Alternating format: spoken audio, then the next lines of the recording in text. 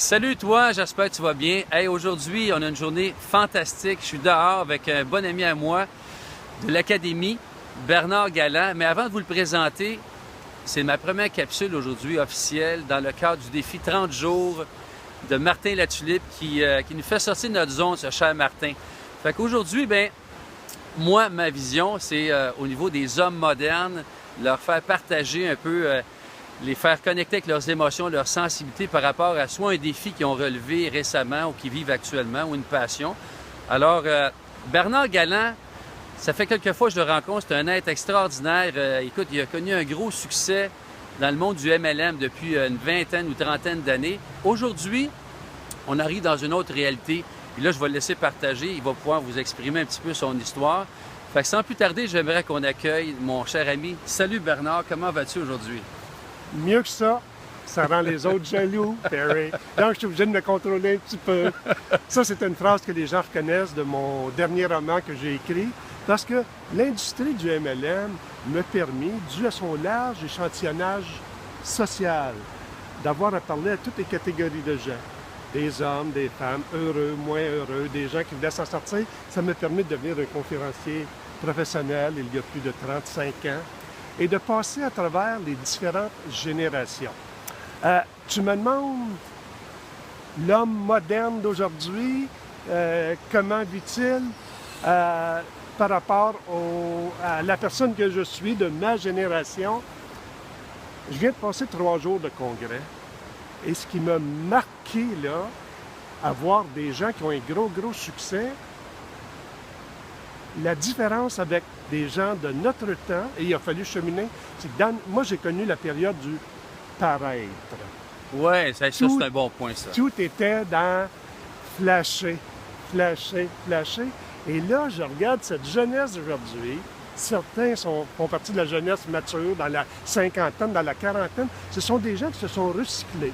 À un moment donné, qui ont dit, ce boulot-là, j'avais choisi ça, moi, il y a 5 ans, 15 ans, 20 ans, en attendant de trouver mieux, puis je me suis créé des responsabilités financières, des charges familiales, sociales. Les gens étaient en train de mourir à petit feu et ils ont pris une décision, il y a quelques années, de se lancer dans la nouvelle ère de communication. Moi, je dis aujourd'hui que de l'argent, si on parle d'argent, il n'y en aura jamais de moins en moins. Il y en aura tout le temps de plus en plus, comme toutes les ressources, sauf que vers qui elle va se diriger, cette abondance-là, vers ceux qui vont se construire, comme ce que tu es en train de faire, des communautés. Ah, bon en point. fin de semaine, j'étais avec une communauté de gens qui venaient de Belgique, de Suisse, de France, de l'Espagne, du Québec. En passant, pour ceux qui nous écoutent, il était avec l'Académie Zéro Limite, le cercle d'excellence en fin de semaine, Martin Latulippe. Ouais. Donc, je te continue.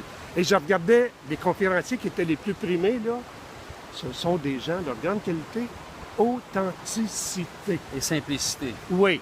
Bon, nous, les hommes, particulièrement certains qui ont vécu des périodes troublantes en affaires, on se met à cacher des choses. Parce qu'on ne veut pas affecter notre conjoint, nos enfants, puis tranquillement, avec tout ça, on se met à développer des pareils. Des mécanismes aussi. On ne fait pas, on ne parle pas de nos émotions, puis on devient de plus en plus froid, et ça dégénère dans tous les aspects de notre vie. Donc, moi, je me dis, parce que c'est quand même pas une conférence d'une heure qu'on va donner, Non. mais la chose qui peut nous aider, tu dis, nous sauver et nous faire rayonner comme on le faisait chacun de nous il y a une vingtaine d'années, c'est d'oser se remettre en question, puis de dire qu'est-ce que je fais plus et que je faisais avant qui me rendait heureux. Tu me permets, on a du temps pour une analogie. Mais t'aurais-tu un soupçon aussi pour partager à celui qui écoute en ce moment ou celle qui écoute, qu'est-ce qui te rendait heureux, qui était relativement simple à l'époque? Y a-tu quelque chose qui te pop-up comme ça? Oui. Est-ce que ça serait possible aujourd'hui? Oui. Plus facile aujourd'hui. Oui? Plus facile aujourd'hui. Ça. Pour avoir du fun dans la vie, il faut avoir sa propre couleur. Avoir sa propre couleur, c'est d'être différent. Être différent en 2015, ça n'aura jamais été aussi facile. Il s'agit de se remettre à sourire. Tu souris, tu es déjà différent, ça intrigue tout le monde. Sourire, c'est ta première porte d'entrée, c'est ta première clé pour ouvrir le cœur de celui ou celle qui est en avant de toi. Quand tu souris, les gens te regardent les yeux. qui est la lumière de l'âme. Et invariablement, les gens se remettent à communiquer avec toi. Apprenons. Le défi que je me donne, c'est d'être plein de gratitude envers tout ce qu'on a. Remettons-nous à penser en tant qu'homme à ce que l'on a plutôt qu'à se concentrer sur ce qu'on n'a pas. Mais là, je te vois venir, c'est très bon ce que tu m'apportes, mais admettons, il existe des gens qui ont de la misère à sourire parce que justement, n'arrivent pas à s'exprimer, puis ils n'ont pas les mots, puis se sentent isolés, se sentent pris dans leur marasme, tout ça. Qu'est-ce que tu fais avec ces gens-là? Comment est-ce que... Ou toi, comment ça t'arrive-tu des situations des fois que tu as moins le goût de sourire ou le sourire est facile du moment que tu te lèves le matin jusqu'au soir? Non, parce que quand...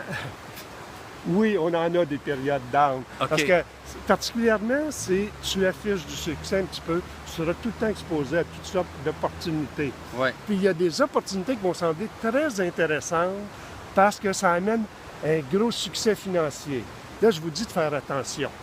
Si votre seule raison pour plonger dans une opportunité, c'est le résultat financier et que ce n'est pas réellement votre passion, vous ne serez pas dans votre bon élément. Vous ne serez jamais bon premier là et vous allez vous faire manger. Et c'est un petit peu ce qui a entaché notre ancien dynamisme, d'être allé dans un domaine où on n'est pas passionné. On veut vaincre tout, on veut se remettre à sourire. Aujourd'hui, prenez du temps tout de suite, pas de bruit, pas rien. Alors remettez-vous à penser, c'est quoi ma passion? Puis y a-t-il moyen que je chemine dans ma passion, que j'aille demander conseil? Ça va nous replacer en situation de s'adresser aux autres, d'être vulnérable en posant des questions, en osant avouer qu'on ne sait pas tout. Ça nous rend humains et ce qui fonctionne dans la société d'aujourd'hui, c'est d'être authentique, d'être vulnérable, d'être vrai. Donc, pas avoir peur de poser des questions, pas avoir même la peur du ridicule. Donc, tu oses, tu risques, tu poses des questions, mais tu es toi-même. Exact. Tu es toi-même avec ta passion, qui va t'amener à réfléchir sur ta mission. Puis ça serait quoi, toi, aujourd'hui, ta passion? Toi qui étais longtemps dans l'MLM, est-ce que c'est quelque chose qui te passionne encore ou tu es en train de te repositionner, toi, Bernard, dans ton chemin de vie? Oui, j'ai pris une espèce de retraite il y a une dizaine d'années pour jouer au Gentleman Farmer. Et encore là, dans un domaine qui a semblé une très belle opportunité, mais qui est devenu une opportunité de problème extraordinaire. J'ai perdu mon sourire. Ma tête était occupée, bon. mon cœur, mon âme... Il sourit pas tout le temps. Ah non, hey, j'ai passé les 6-7 dernières années à me battre dans des situations où je n'avais aucun contrôle. C'est pas drôle. Ça a tombé. Et quand je parlais, il y a 5 minutes, je parlais en connaissance de cause, même si ça avait l'air drôle et stimulant. Mais oui, ça affecte ta vie conjugale, ta vie familiale, ta vie sociale. Tu te caches, tu ne veux pas parler de tes problèmes, rien de ça, alors qu'à un moment donné, des fois, et je ne vous souhaite pas d'avoir à vous rendre jusque-là, mais il faut frapper le fond du baril. Et c'est là que, n'ayant plus le choix, t'oses te trouver un mentor. Trouvons-nous ça, un mentor. Quelqu'un qu'on apprécie beaucoup, qui a des connaissances, des compétences, avec qui on peut partager nos souffrances. On n'est pas là pour demeurer éternellement négatif, mais de dire, je peux-tu te rencontrer? J'ai besoin d'une bonne paire d'oreilles, j'ai besoin d'un bon ami, je veux te conter ce qui m'arrive, là, parce que j'ai confiance qu'avec tes yeux, tes oreilles, on pourrait peut-être trouver une solution. Moi, c'est ce que je vous souhaite en 2015. Souriez, trouvez votre mission, votre passion et la balance. Il existe des outils, dont celui en ce moment, c'est d'arriver à s'exprimer puis d'oser s'exprimer avec des personnes ressources. Il y en a partout.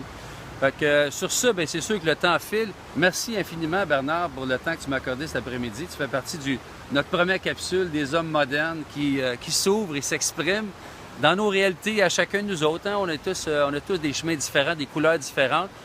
Fait que sur ça, merci. Si tu apprécies la capsule, j'apprécierais que tu mettes ton commentaire en bas où tu partages la capsule. Et puis, tu vas voir ça à partir d'aujourd'hui, ce soir, sur Facebook, LinkedIn. Il va y avoir une autre capsule demain de La Fabrique à les deux. Perry, je vous dis au revoir. Merci, Bernard, encore. Ça fait un grand plaisir. Et surveillez Perry. Vous avez en lui un des meilleurs coachs francophones à travers le monde. C'est beau. Merci, Bernard. OK, bye.